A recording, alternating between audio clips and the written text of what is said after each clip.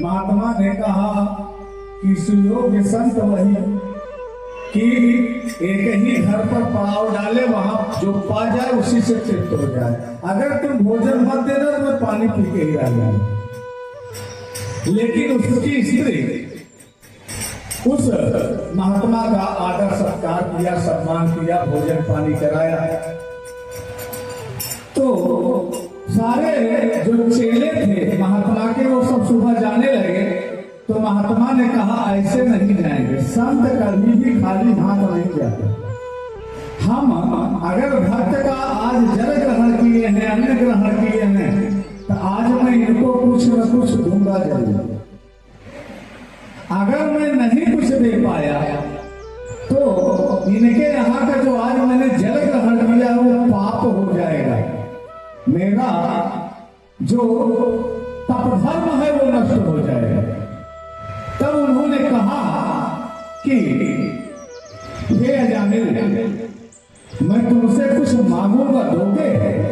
अजामिल कहा, अरे आप रात भर से हमको बहुत ज्यादा तनाव दे रहे हैं, आपकी वजह से मुझको बहुत उलझन है। हम आपको रोकना नहीं चाहते थे, आप जबरन रुके हैं। मैं आपको खिलाना पिलाना लेटाना बैठाना नहीं चाहता था, लेकिन आप जबरन रुके हमारे यहाँ। लेकिन समझ लीजिए कि मैं आपको एक छलाम मुद्रिका नहीं दूंगा, एक फूटी कौड़ी नहीं दूंगा। कहा नहीं, मैं तुमसे मुद्रिका नहीं मांग रहा, मैं तुमसे धन नहीं मांग रहा, मैं तुमसे ऐश्वर्य नहीं मांग रहा, लेकिन तुम वचन दो कि मैं जो मांगूंगा तुम दोगे। उसने वचन नहीं दिया। कहा ठीक है, मेरे लाभ की बात होगी तो मैं वचन देता हूं, केवल खाली वचन दूंगा और कुछ नहीं। संत ने कहा चलो ठीक है, रास्ते पर तो आए। अजामिल से संत ने कहा कि अजामिल, जा तो रहा हूं, तुमने अपने 9 संतानों का नाम अपने अनुसार रखा है, लेकिन जो 10वीं संतान पैदा होगी उसका नाम नारायण जरूर रखना। इतना कह करके संत चले गए। जब संत चले गए तो समय बीता। उसके यहाँ 10वें पुत्र के रूप में पुत्र रत्न, 10वें संतान के रूप में पुत्र रत्न प्राप्त हुआ। तब उसको ऋषि की बात याद आ गई। उन्होंने हमको वचन दिलवाया था कि संतान होगी जो उसका नाम नारायण है। चलिए, महात्मा को वचन दिया था, नाम रखने में क्या जाता है, रख लिया। उस अजामिल के 10वीं संतान का नाम नारायण था। अब इधर अजामिल रोज लूटपाट चोरी पे विचार करता था, मांस मदिरा का भक्षण करता था, ब्रह्मत्व का तेज सारा नष्ट हो गया। एकदम तमोगुण से अंधा था वो, उसके अंदर तमोगुण व्याप्त था और राक्षसी प्रवृत्ति को धारण करके वो ये भूल गया था कि हम ब्राह्मण हैं। वह अजामिल धीरे धीरे समय बीतता गया, समय बीतता गया। जब उसका अंत समय आया अजामिल का, तो उस समय अपने सारे पुत्रों पर दृष्टि डाली। सारे पुत्र उसके पास खड़े थे, लेकिन नारायण कहीं गया था और बोलने का प्रयास करता था कि नारायण को बुलाओ, नारायण को बुलाओ। प्रयास करता था मन से, लेकिन बाबा तुलसीदास ने भी कहा है कि जन्मत और मरत दूसरे को बोले। जन्म लेते समय और मरते समय प्राणी के मुख से राम नाम नहीं निकलता। उस समय उसके अंतःचक्षु में, उसकी जो अंतःचक्षु है उसके अंदर दिव्य प्रकाश प्रस्फुटित होने लगता है। ये प्रमाणिक बात बता रहा हूं। मरने वाले प्राणी की ज्योति दिव्य हो जाती है, उसकी स्मरण शक्ति इतनी दिव्य हो जाती है मानो वो अंतर्यामी जैसा स्वरूप धारण कर ले। कुछ जीवन में जितनी घटनाएं, जितने कृत्य आदमी किया है, कोई भी प्राणी, हम आप में सबकी बात है, जितने लोग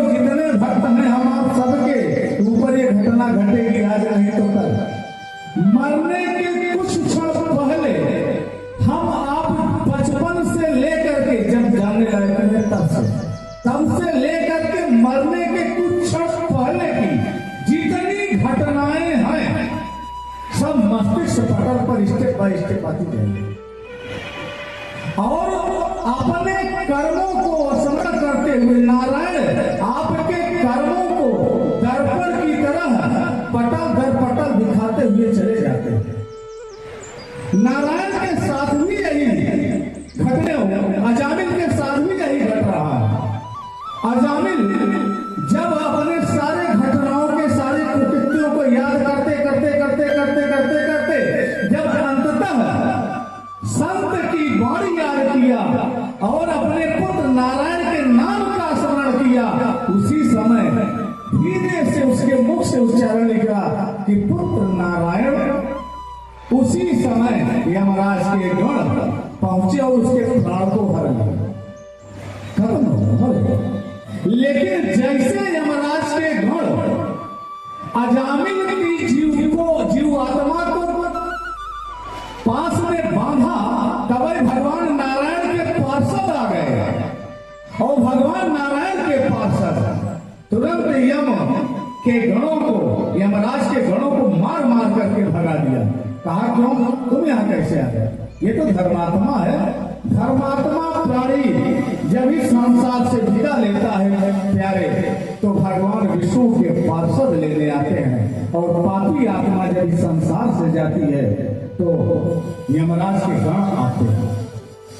और होता है यमराज का स्वरूप काला कलूटा हो जाता है, विकराल, आंख में लाल लाल लालिमाएं हो जाती है, बड़े बड़े आंख और लाल लाल आंख हो जाता है, जीभ लाल लाल हो जाती है और मुदगर और पांस लेकर के इतना भयावह स्वरूप दिखाते हैं मानो कि बहुत बड़ा प्रेतों का पहाड़ खड़ा हो।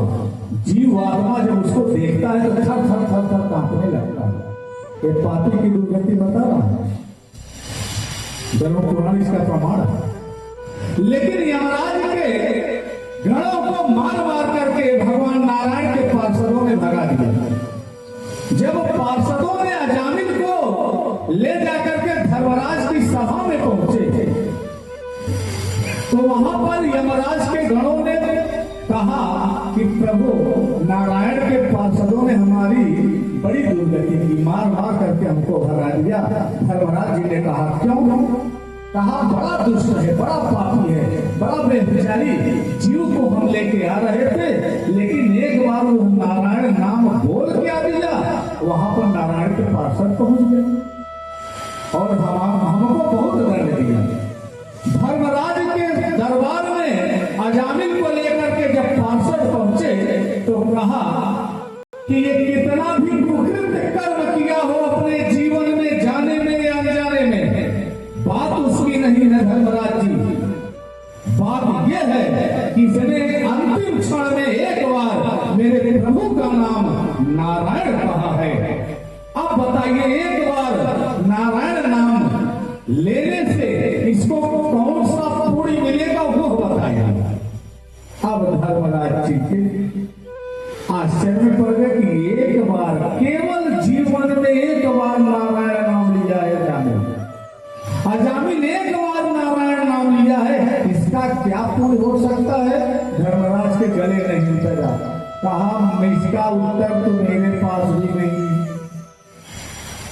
तब धर्मराज ने कहा पार्षदों से कि चलिए ब्रह्मदेव से पूछा जाए। अजामिल को लेकर के ब्रह्मलोक पहुंच गए।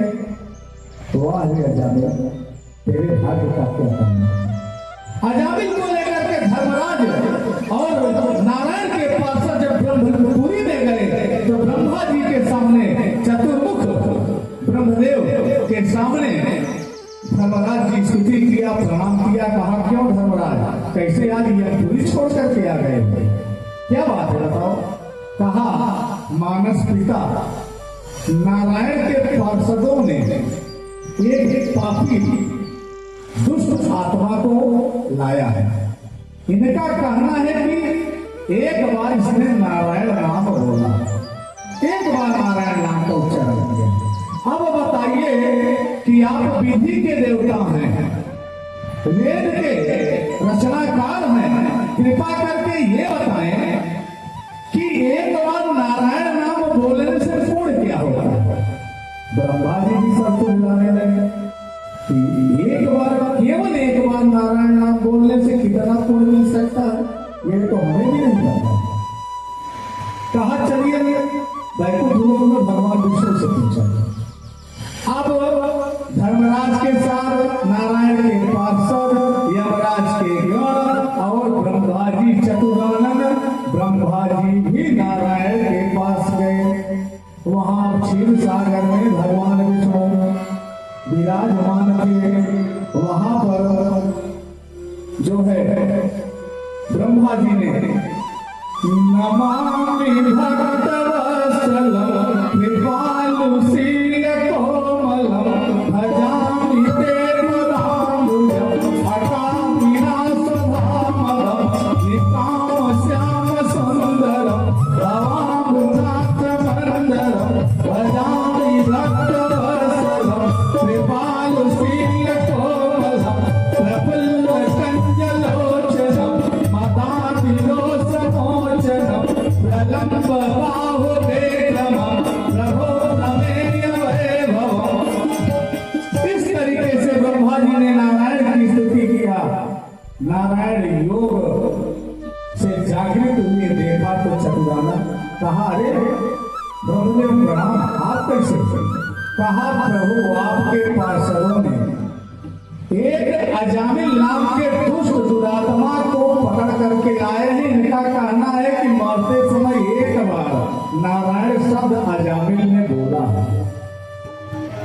एक बार उच्चारण करने से प्रभु आपके नाम का एक बार उच्चारण करने से क्या प्रतिफल हो सकता है? हे प्रभु, आपसे न्याय की उम्मीद में वैकुंठ लोक हम सब आए हैं।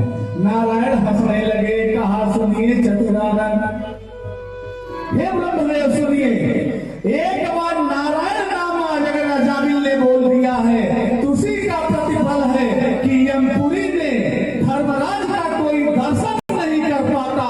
वही एक बार नारायण नाम बोलने से यह अजामिल धर्मराज की सभा में खड़ा हुआ है।